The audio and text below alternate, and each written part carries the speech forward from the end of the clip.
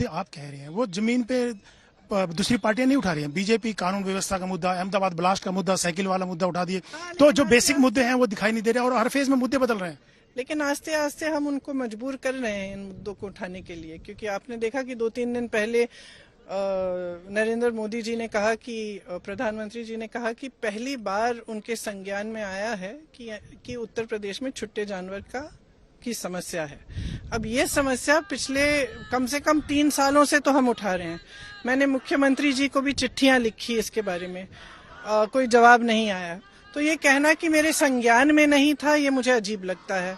आपके संज्ञान में तो तमाम दुनिया भर की चीजें होती हैं। तो आज मजबूर हो रहे हैं क्योंकि चुनाव है, आप समझ गए कि समस्या है, तो आपको कहना दूसरी पार्टियां उठा रही हैं, इसलिए आपको इस चीज पे बात करनी पड़ी। इसी तरह से हमने महिलाओं का मुद्दा उठाया और हमने महिलाओं को कहा कि आपके सशक्तिकरण की बात होनी चाहिए। ये एक गैस सिलेंडर पकड़ाकर अपनी जिम्मेदारी पूरी नहीं कर सकती सरकार। उनके आपके प्रति सरकार की बहुत बड़ी जिम्मेदारी है। हमने महिलाओं का मुद्दा उठाया, तो चाहे समाजवादी दल हो, चाहे भाजपा हो, उस महिलाओं के बारे में घोषणा, यहाँ तक कि जो घोषणाएं हमने अपने घोषणा पत्र में की थी उनको कट पेस्ट करके एग्जैक्ट वही चीज अपने घोषणा पत्र में डाल दी। तो कहीं ना कहीं हम मजबूर कर रहे हैं दूसरी पार्टियों को विकास की बात करने के लिए और असली समस्याएं हैं उनकी चर्चा करने के लिए। हाँ, उनकी कोशिश हमेशा रहती है कि धर्म की बात हो जाए, जाति की बात हो जाए, क्योंकि उन्होंने सालों से, दशकों से अब इन जनता के जज्बातों का इस्तेमाल करके वोट पाया है। सत्ता में आए कैसे? जज्बातों का इस्तेमाल करके। वरना उन्होंने कहा था कि 70 लाख रोजगार देंगे, आज 4 लाख रोजगार भी नहीं दिए। खुद कहते हैं, हम नहीं कह रहे हैं, वो खुद कहते कि हमने 4 लाख रोजगार दिए, लेकिन आपने वचन तो 70 लाख रोजगार देने का किया था।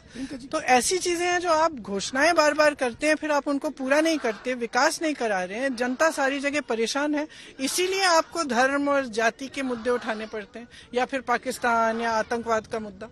प्रियंका जी, आपने 40% महिलाओं को टिकट दिया, क्या आपको लगता है उसका फायदा होगा? महिलाएं आपकी तरफ जुड़ेंगी, लड़कियों लड़ सकती हूँ? और इसके अगर मैंने अपने फायदे के लिए दिया होता तो हाँ, मैं इस मानसिकता के अनुसार सोचती, लेकिन ये मेरी मानसिकता है ही नहीं।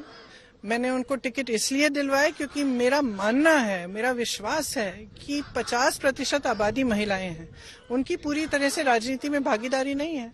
मात्र 14% विधानसभा में महिलाएं हैं, 14%, जबकि 50% महिलाएं, मतलब आधी आबादी महिलाएं हैं।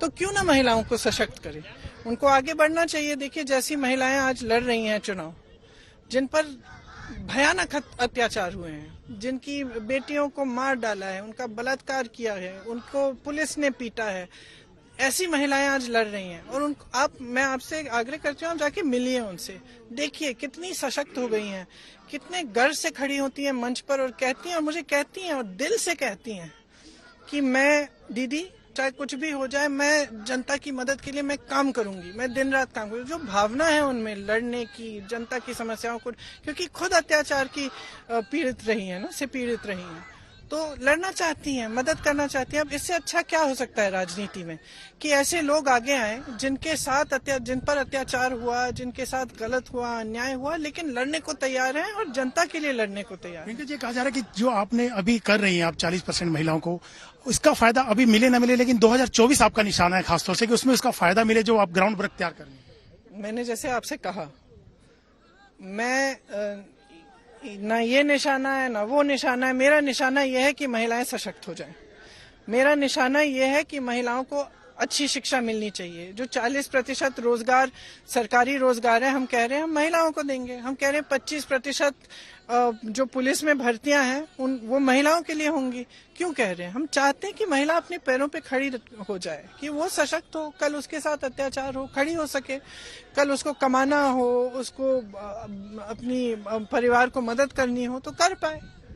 अब ज्वाइंटली राहुल जी और आप कैंपेन करेंगे, कहीं पे दिखाई देंगे? परसों दोनों साथ रहेंगे जी, परसों शायद यहीं जगदीशपुर से पहले शुरू करेंगे। मैं उनके साथ एक मीटिंग में होंगी, फिर वो जाएंगे 2 और जगह जाएंगे, और मैं 2 छोटे-छोटे सवाल हैं। एक सवाल ये है कि अगर विपक्ष इकट्ठा होता है इस चुनाव में, समाजवादी, बीएसपी, तो उसका कुछ फर्क पड़ता, या इसी ढंग से आपको लगता है कि बीजेपी को हरा पाने में फर्क तो पड़ता?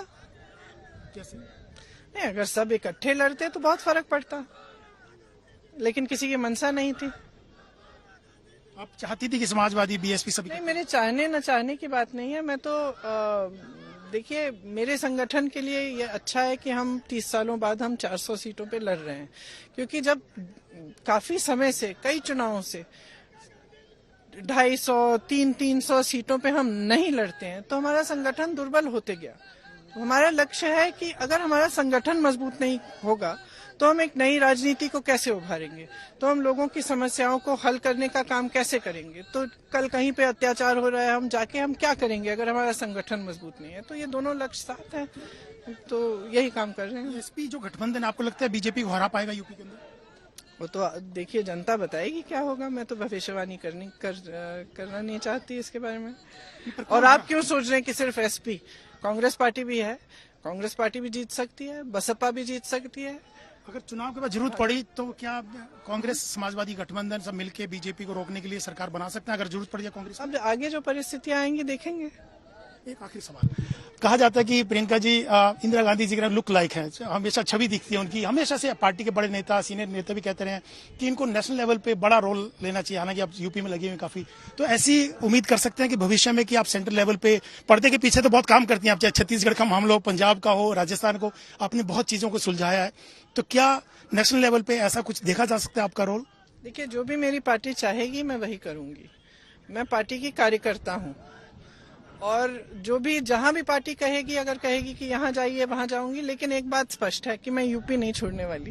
तो अगला आप मुख्यमंत्री के तौर पे आपको देख सकते हैं, आने वाले दिनों में आप प्रोजेक्ट हो सकते हैं मुख्यमंत्री के तौर पे। अब वो आने वाले दिनों में देखते हैं क्या होता है, लेकिन मैं यहाँ यूपी तब तक नहीं छोड़ूंगी जब तक जनता अपने पैरों पे खड़े हो जाए, जब तक समस्याएं हल होना शुरू हो, जब तक यहाँ पे एक नई राजनीति। विधानसभा का चुनाव लड़ेंगे या लोकसभा का 2024 में देख सकते हैं? फिर भविष्यवाणी, भविष्य में देखेंगे क्या होगा।